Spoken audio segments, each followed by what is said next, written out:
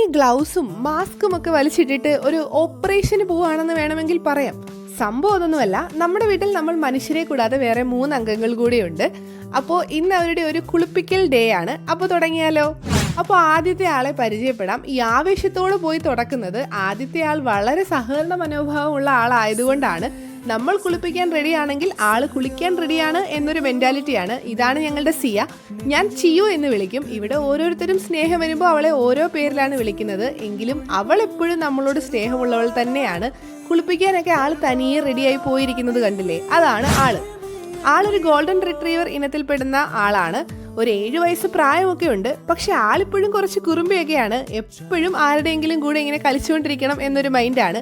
ആ ഒരു സ്നേഹപ്രകടനമൊക്കെ കാണിച്ച് കുളിപ്പിച്ചു തുടങ്ങിയാൽ ആള് നമ്മളോട് എപ്പോഴും സഹകരിച്ചുകൊണ്ട് തന്നെ ഇരിക്കും.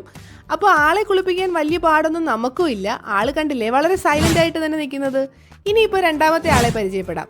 ഇവിടുത്തെ ഏറ്റവും സീനിയർ ആയിട്ടുള്ള ആളാണ് ജൂലി കുറച്ച് കുറുമ്പിയാണ്, കുറച്ച് വാശിക്കാരിയുമാണ്. ഈ 1 കിലോമീറ്ററിനിടയ്ക്ക് ഏതെങ്കിലും മറ്റു പട്ടികളോ പൂച്ചയോ ഒക്കെ പോയാൽ ആളിവിടെ നിർത്താതെ കുരച്ചുകൊണ്ടേയിരിക്കും. ആള് പിന്നെ 1 മണിക്കൂറത്തേക്ക് ഏറെ അസ്വസ്ഥമായിരിക്കും. അപ്പോൾ ഇനി അശോകന് കുറച്ച് ക്ഷീണമാകാം. 2 പേരെ കുളിപ്പിച്ചതൊക്കെ അല്ലേ, കുറച്ച് കഞ്ഞിവെള്ളമൊക്കെ കുടിച്ച് വിറ്റാമിനൊക്കെ വരട്ടെ. ഇനി മൂന്നാമത്തെ ആള്, ഇതാണ് ജാനി.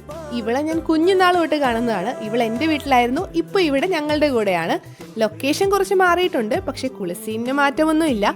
ഇവളും അത്യാവശ്യം സഹകരണ മനോഭാവമുള്ള ആള് തന്നെയാണ്. വലിയ പാടൊന്നും ഇല്ല കുളിപ്പിക്കാൻ. അപ്പം എല്ലാം കഴിഞ്ഞു, ബൈ.